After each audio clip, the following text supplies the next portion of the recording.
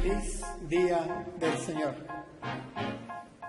Qué bueno que estamos reunidos, juntos y en armonía para rendirle culto con todo nuestro ser, con toda nuestra mente, con todo nuestro corazón. Vamos a centrar nuestro sermón, nuestra reflexión de hoy en un pasaje que fue ya leído y al cual he titulado Creados en Cristo Jesús para que hagamos buenas obras. Creados en Cristo Jesús para que hagamos buenas obras. Nos centraremos en el texto, en el versículo número 10. Leímos 8, 9 y 10. Pudiéramos poner en pantalla el texto. En versión popular dice de la siguiente manera: Dios es quien nos ha hecho. Dios nos ha creado en Cristo Jesús para que hagamos buenas obras, las cuales Él dispuso de antemano para que anduviésemos en ellas. Aquí hay toda una enseñanza preciosa. Vamos a trabajar estos textos, estas frases. ¿En qué contexto nos estamos moviendo? En los domingos anteriores hemos venido haciendo el énfasis necesario, el énfasis bíblico, el énfasis paulino, el énfasis revelado por el Espíritu Santo de que nuestra salvación, hermanos, es una salvación que nos ha sido dada por la gracia inefable, maravillosa de nuestro Dios, que nos ha llegado, nos ha bañado para una cascada de agua de vida eterna a través y por medio de la fe, de tal manera que por fe somos justificados y hemos sido aceptados por gracia delante de Dios. Salvación por la gracia, salvación por la fe. Esto es lo que hemos venido trabajando en los domingos previos, tomando, por cierto, este mismo capítulo de la carta del apóstol Pablo a los Efesios. Así que, con este contexto que traemos, quisiera recordar que cuando el apóstol escribe esto y afirma esto que estoy recordando, salvos por gracia, salvos por fe, no por obras, sino por el amor infinito de Dios, es porque el apóstol Pablo se da cuenta que en las iglesias hay dos presiones que están incidiendo sobre ellas. Y recuerdo cuáles eran esas dos presiones. Por un lado estaba la filosofía griega, que consideraba que el cuerpo era una especie de cartón, de continente, dentro del cual estaba el espíritu. Y lo importante era trabajar el espíritu y con el cuerpo pues hacer lo que se diera en gana. Si era fisiculturismo, fisiculturismo. Y de ahí sale gran parte la escultura impresionante del arte griego. O si con él habríamos de entregarlo a las orgías, ya fuere alimenticia, sexual, de cualquier orden, de desorden, no importa. Es decir, es el cuerpo. Lo que importaba era trabajar el alma, el espíritu, de una manera de llevarla elevando hasta que se fundiera en el logos universal. Esta influencia, entonces, despreciaba el cuerpo y despreciaba las obras. Por otro lado, estaba la influencia de los judaizantes. La mayoría de los creyentes eran creyentes de origen judío y conocían la ley de Moisés. Y entonces ellos hacían énfasis en las obras, en el cumplimiento de la ley como camino a salvación, como requisito para ser salvos. Había que cumplir órdenes, había que cumplir la ley, había que observar la ley y había que tener buenas obras. Pero entonces, por un lado, había un énfasis en las obras, por el otro lado, un desprecio por las obras. En medio del fatalismo griego, de esos ciclos eternos, un desprecio por el cuerpo o, si fuera así, hacer lo que fuere con el cuerpo, no importaba las obras. Por otro lado, la posibilidad de estar en un activismo constante, el activismo propio de cumplir la ley. Así que el apóstol Pablo tiene que escribir en que la salvación es por gracia. Es por gracia, es el amor de Dios. Dice, esto no de vosotros, esto es un don de Dios. Hasta ahí hemos llegado. Sin embargo, como hemos visto, el mensaje no está completo si nos detenemos ahí. Justo el texto que tenemos para nosotros comienza diciendo que Dios es quien nos ha hecho. En versión Reina Valera dice, hechura de Dios somos. Somos hechura de Dios. Dios es quien nos ha hecho. Y el apóstol rescata entonces algo muy importante. Nuestro cuerpo tiene un creador, tiene un propietario. Dios tiene derecho de propiedad sobre nuestro cuerpo y sobre las acciones que nuestro cuerpo va a generar. Comienza entonces con la afirmación de que Dios es quien nos ha hecho. Yo quisiera recordar para todos nosotros y avanzar en esta primera parte que es sencilla, pero es importante, el Salmo 100, capítulo 100, el Salmo número 100, versículo 3. Ahí dice, reconozcan que el Señor es su Dios. Él nos hizo y somos suyos. Somos pueblos suyos y ovejas de su prado. El Señor nuestro Dios es quien nos ha hecho, somos suyos, nos ha hecho pueblo suyo y somos ovejas de su prado. Él es nuestro Señor, Él nos ha hecho, somos hechura suya. Hermanos, hoy en día, con fuerte énfasis, el materialismo anda campeando y se lleva a nuestros jóvenes con la tesis de que nosotros prácticamente venimos del mundo animal. Dios queda fuera de la escena de la creación. No hay creación, se plantea la evolución. Se nos vincula más a la tierra. La expresión madre tierra abunda hoy en día. Entonces los movimientos ecologistas la tienen como bandera. La madre tierra, la madre naturaleza, el padre cosmos. Hay una especie de vinculación del hombre hacia lo animal, hacia la tierra.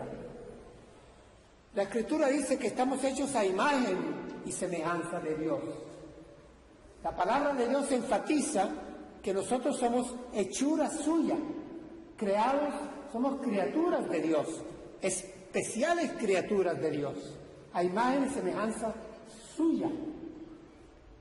Y como si fuera poco,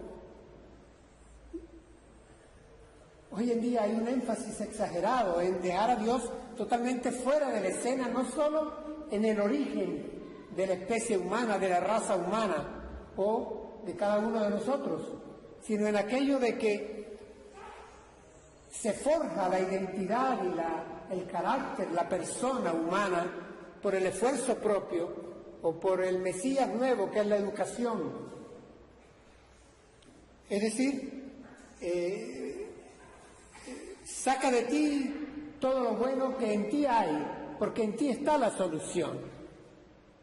Es casi una mezcla de la filosofía oriental hasta con la informática, la dianética, la cienciología, la psicología contemporánea, una especie es el self en inglés.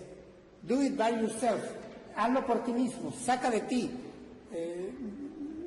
Estas filosofías orientales, con olor a incienso, vegetarianas, lo que nos mandan es a que pulamos el espejo.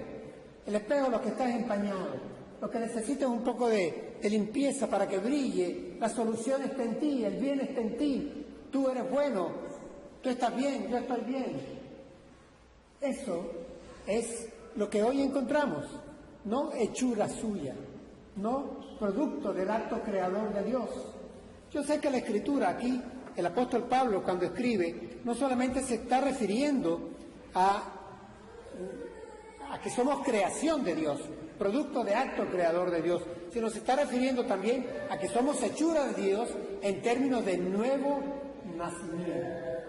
Es decir, en doble dosis, somos creados por Dios y somos recreados por el Espíritu Santo de Dios a través del nuevo nacimiento.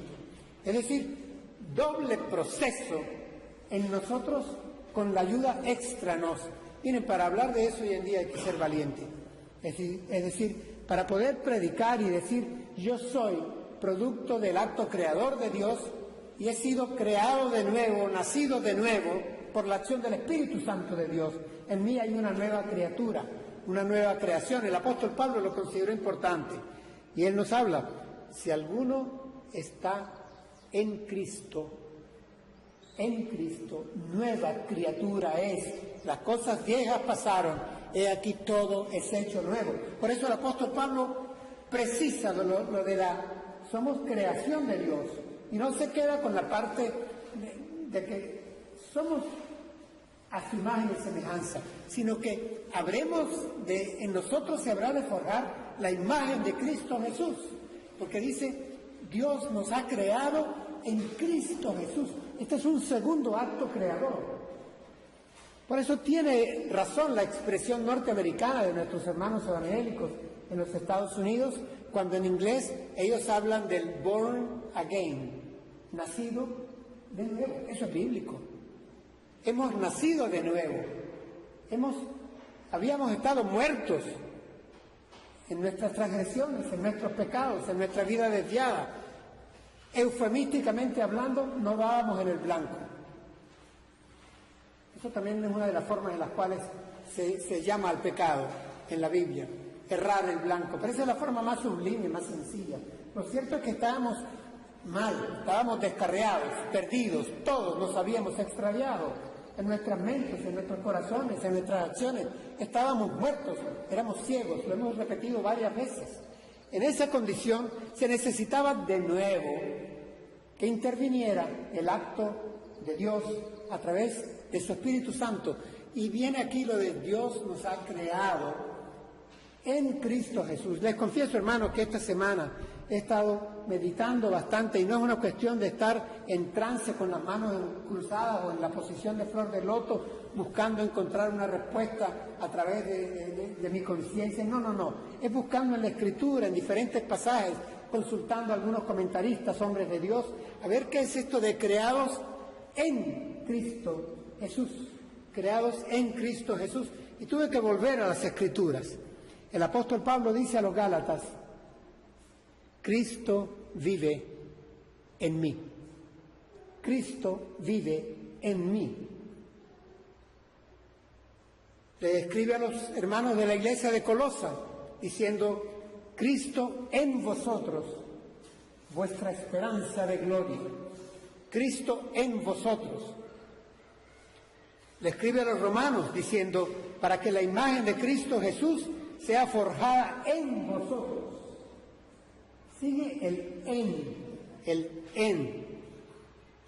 Escribe a los Gálatas 4:19, dice hasta que Cristo sea formado a plenitud en vosotros. Yo les voy a decir esto, hermanos, hay una diferencia muy bonita de acariciar entre lo que Dios ha hecho por nosotros y lo que Dios ha hecho, hace y seguirá haciendo en nosotros. Hay diferencia. Las dos son producto del amor de Dios. Las dos trabajan para salvación. Pero los actos de Dios por nosotros son eventos históricos. Ejemplo, la muerte de Cristo en la cruz. Eso es algo que Dios hizo por nosotros. La resurrección de su Hijo Jesucristo para que fuera primicia y venciera la muerte. Eso es por nosotros. El envío del Espíritu Santo en Pentecostés, derramándolo sobre toda carne y luego sobre cada uno de nosotros, en cada uno de nosotros, eso es un acto por nosotros. El por nosotros son momentos históricos objetivos. El en nosotros es algo que va aconteciendo desde el nuevo nacimiento dentro de cada uno de nosotros por el Espíritu Santo de Dios. Cristo murió en la cruz, sí, pero si el Espíritu Santo no me hace nacer de nuevo, no me contacta con la gracia de la cruz. Por nosotros, en nosotros. Cristo murió por mí en la cruz, pero el Espíritu Santo me hizo nacer de nuevo para que yo pudiera ser beneficiado con ese sacrificio vicario. Por mí, en mí.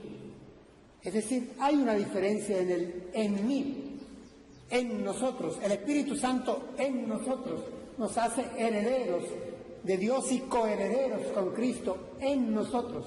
Es decir, hay un trabajo evidentemente particular, personal, íntimo del Espíritu Santo en cada uno de nosotros desde el nuevo nacimiento. La santificación es en nosotros. Por nosotros es lo que ya Dios ha hecho y lo que Dios hará. Dios vendrá a buscarnos a través de su Hijo Jesús. Vendrá, segunda venida, nos llevará a vivir con Él. Está preparando lugar para nosotros. Eso es, Él vendrá por su iglesia, vendrá por nosotros. Pero en nosotros se da de manera continua este proceso de ir dejando el hombre viejo y que vaya surgiendo el hombre nuevo.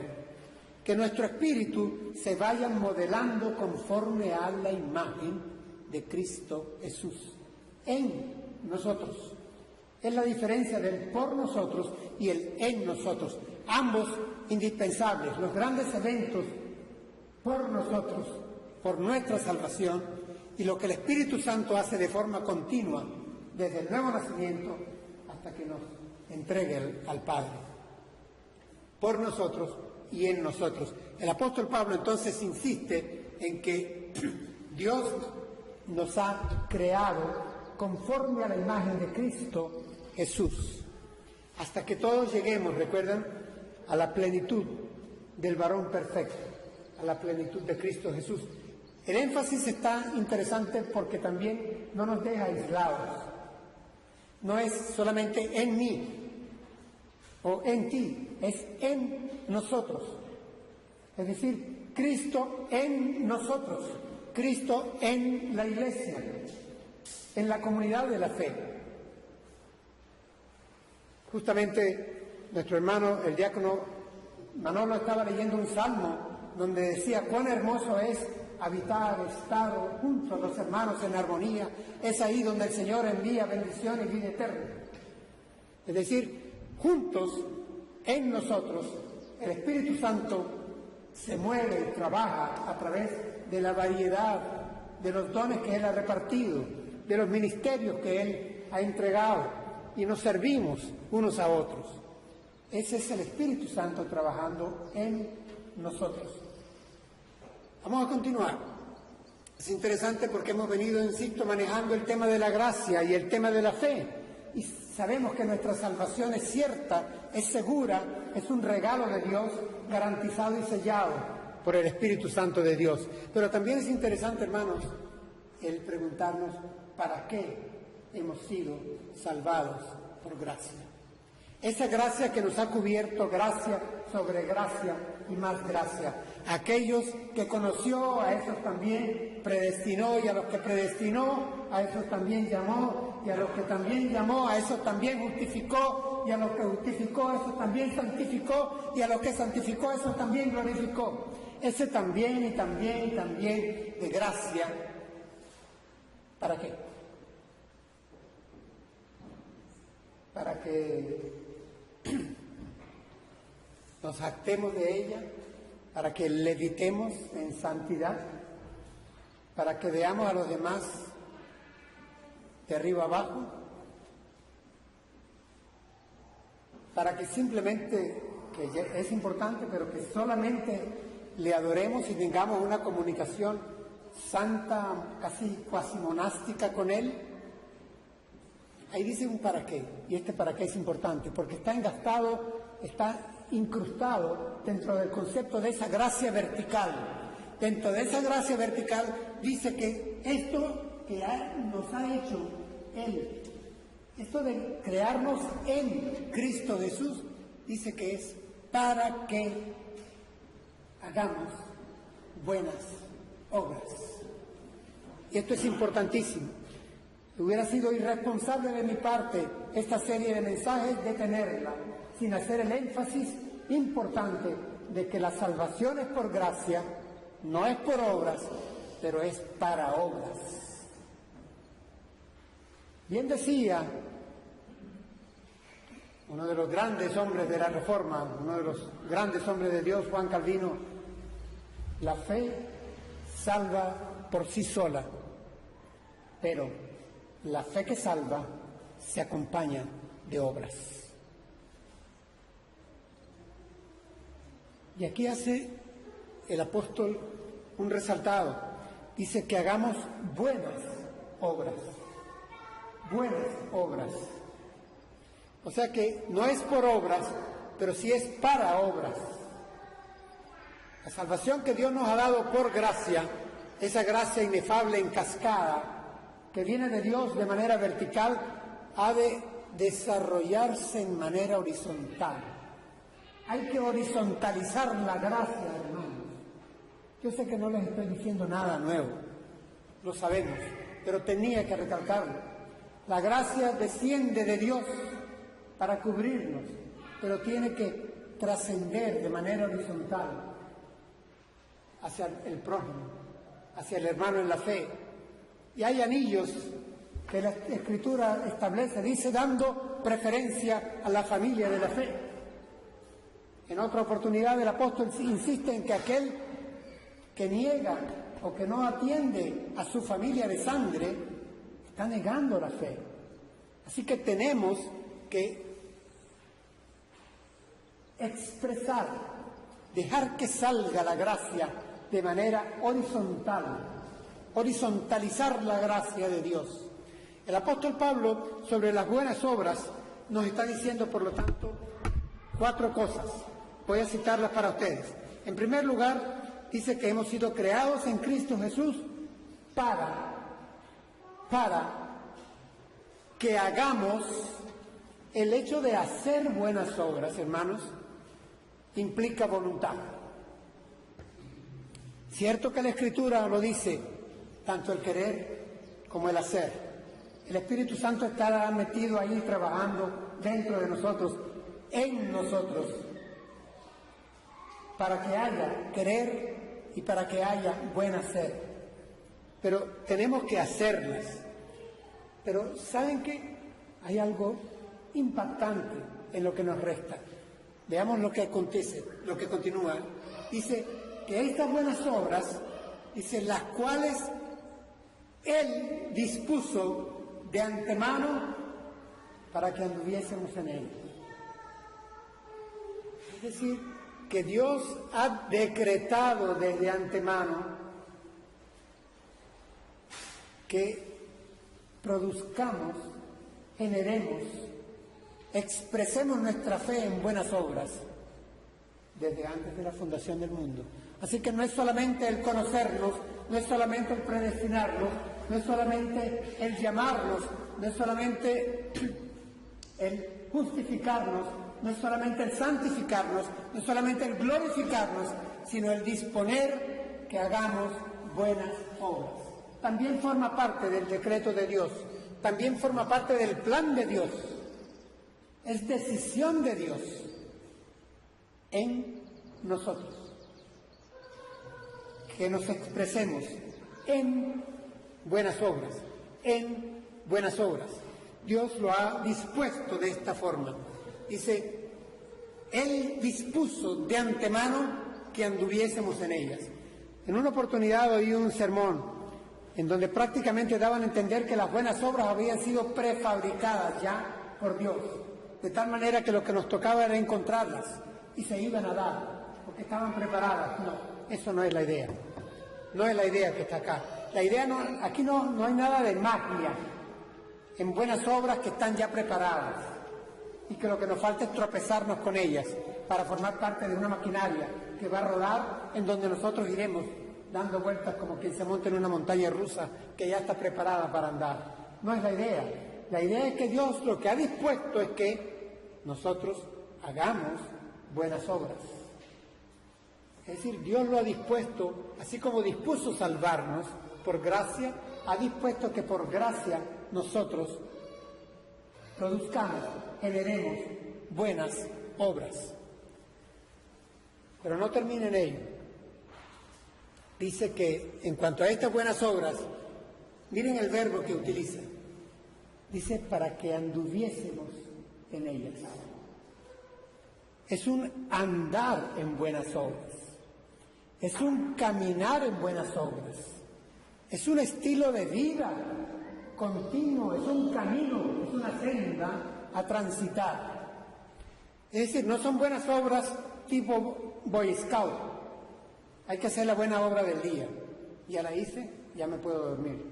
No, es así como la gracia de Dios de arriba abajo fluye, es un andar en buenas obras, es un paso tras otro, es un caminar en un buen vivir. ¿Nos está exigiendo mucho el Señor? Bueno, hasta el domingo pasado nos parecía que nos había dado mucho. Ahora, Él ha dispuesto que hagamos esto, es porque Él sabe que lo podemos hacer. Y el apóstol Pablo se encarga en varias cartas de aclarar que no toda buena obra es buena obra. Dice, si yo diere todo lo que tengo a los pobres, es más, si diere mi cuerpo para ser sacrificado, son buenas obras, ¿no? Y dice, y no tengo amor, de nada sirve. Es decir, en las buenas obras tiene que existir como de manera natural el amor que las genera. Aquello que algunos teólogos en tiempos de la Reforma llamaron la imitación de Cristo. Es decir, Señor, ¿cuándo te vimos hambriento y te dimos de comer? ¿Cuándo te vimos en prisión y te fuimos a visitar? ¿O cuándo estabas enfermo y fuimos a ti? ¿O cuándo desnudo y te cubrimos? Cuando le hicieron a uno de estos chiquitos, a uno de estos pequeños necesitados, a mí me lo hicieron. Pero ejemplo os he dado, que os améis los unos a los otros. El amor está, hermanos, en la motivación de una obra para que sea buena. De lo contrario, habrá de ser una vez más religiosidad.